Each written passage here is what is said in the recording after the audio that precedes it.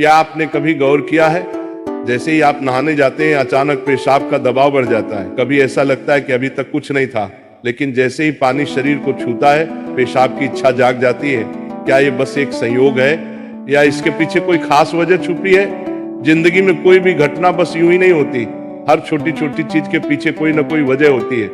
अब सवाल ये उठता है कि नहाते वक्त हमें पेशाब क्यों आती है? क्या ये हमारे शरीर की कोई कमजोरी है?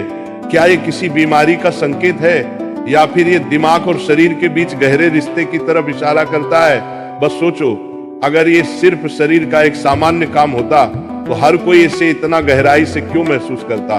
नहाना सिर्फ साफ सफाई का मामला नहीं है। नहाना एक ऐसा प्रक्रिया है जिसमें शरीर, दिमाग और आपकी पूरी चेतना जुड़ी होती है। पानी, जिसे सबसे पवित्र तत्व माना जाता है, सिर्फ आपके शरीर को नहीं धोता बल्कि आपके अंदर जमा थकान, तनाव और दबाव को भी धो देता है। और जैसे जैसे शरीर हल्का हो जाता है उसका दबाव पेशाब के रूप में बाहर निकलता है। लेकिन ये तो बस सतह की बात है, असली कहानी इससे कहीं गहरी है।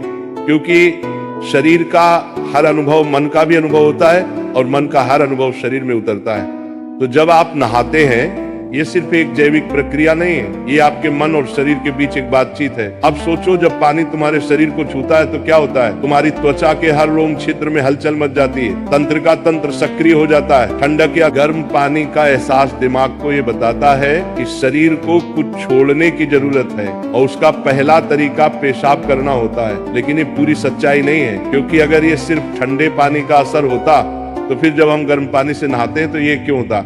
अगर ये सिर्फ मूत्राशय की वजह से होता तो नहाने से पहले ये क्यों नहीं होता और पानी गिरते ही अचानक क्यों होता है? यही वो राज है जो लोगों को हैरान कर देता है। जैसे ही आप नहाना शुरू करते हैं शरीर आराम की स्थिति में चला जाता है, और जैसे ही शरीर आराम करता है सबसे पहले वो दबाव को रिलीज कर देता है। ये दबाव कभी पेशाब के रूप में दिखता है, कभी गहरी सांसों में और कभी थकान के एहसास में। इंसान तब तक दबाव में रहता है जब तक वो खुद को छोड़ना नहीं सीखता। नहाना, पानी में डूबना, ये सब काम इसलिए अच्छे लगते हैं क्योंकि ये आपके अंदर के बोझ को हटा देते हैं। बस याद करो कि कभी गर्मी में जब तुम ठंडे पानी से नहाने बैठते हो तो पहला छींटा ही पूरा शरीर एक झटका महसूस करता है। उस झटके में शरीर कुछ देर के लिए नियंत्रण खो बैठता है और नियंत्रण खोने से इच्छा पैदा होती है। अब आप सोचेंगे कि क्या ये हर किसी के साथ होता है? हाँ, लगभग हर किसी ने कभी न कभी इसे महसूस किया होता है। लेकिन फर्क ये है कि कुछ लोग इसे सामान्य समझकर भूल जाते हैं और कुछ इसके पीछे छुपे राज की तलाश शुरू कर देते हैं। और जो तलाश शुरू करता है वो जिंदगी के असली ज्ञान के करीब पहुंच जाता है। क्योंकि यहाँ एक नाजुक बात छुपी है, पानी और पेशाब दोनों एक ही तत्व से बने होते हैं।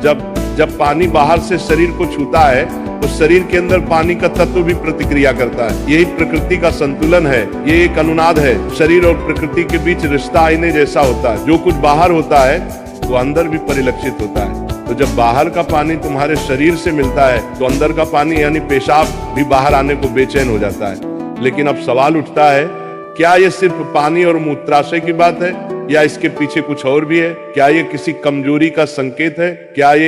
क्या ये किसी बीमारी का शुरुआती लक्षण है, या बस मन और शरीर के बीच की एक बातचीत है? यहीं से हमारी यात्रा शुरू होती है, शरीर के विज्ञान से लेकर आध्यात्मिक दृष्टि तक। क्योंकि अगर हम इसे बिना समझे सामान्य कहकर नजरअंदाज कर देंगे तो हम जीवन के एक बहुत बड़े संकेत को खो देंगे। तो चलिए अब इस रहस्य को और गहराई से समझते हैं। हर बार जब तुम कुछ छोड़ते हो, कुछ रिहा करते हो, तो वो तुम्हारे बोझ से आजादी देता है। लेकिन ध्यान रखना, ये सफर आसान नहीं होगा, क्योंकि जो दिखता है वो सच नहीं होता और जो नहीं दिखता वो गहरा सच होता है। लेकिन सवाल यह है कि ऐसा क्यों होता है कि कुछ लोग इसे ज्यादा महसूस करते हैं और कुछ कम? यहाँ मनोविज्ञान की भूमिका आती है। मनोविज्ञान कहता है कि हमारा मन और शरीर गहराई से जुड़े होते हैं। जैसे ही मन आराम करता है शरीर भी रिलीज होना चाहता है, इसे कैथारसिस कहते हैं। सोचो, जब तुम रोते हो तो कैसा महसूस करते हो? पहले तो भारीपन होता है, लेकिन रोने के बाद हल्कापन महसूस होता है। बिल्कुल ऐसा ही होता है, पेशाब आने में भी ऐसा होता है। ये एक तरह की साफ सफाई है और नहाना भी ऐसी ही एक प्रक्रिया है जो आराम और तरोताजगी दोनों को जगाती है। इंसान लगातार दबावों के नीचे रहता है, तनाव, इच्छाएं, डर, गुस्सा, चाहते सब अंदर जमा रहते हैं। जब आप नहाते हैं तो पानी सिर्फ शरीर को नहीं धोता, ये आपके दबावों को भी पिघलाता है। और जैसे ही दबाव कम होता है, शरीर से छोटे छोटे रिहाई के संकेत पहले निकलते हैं। मतलब पेशाब आने की इच्छा सिर्फ जैविक नहीं है, बल्कि मनोवैज्ञानिक भी है। ये इस बात की निशानी है कि जैसे ही आप आराम में, शरीर राहत चाहता है। पानी सिर्फ शरीर को साफ नहीं करता, ये आपके अवचेतन तक पहुंचता है, क्योंकि पानी का अस्तित्व बहुत गहरा है। आप माँ के गर्भ में पानी से घिरे हुए पैदा हुए थे।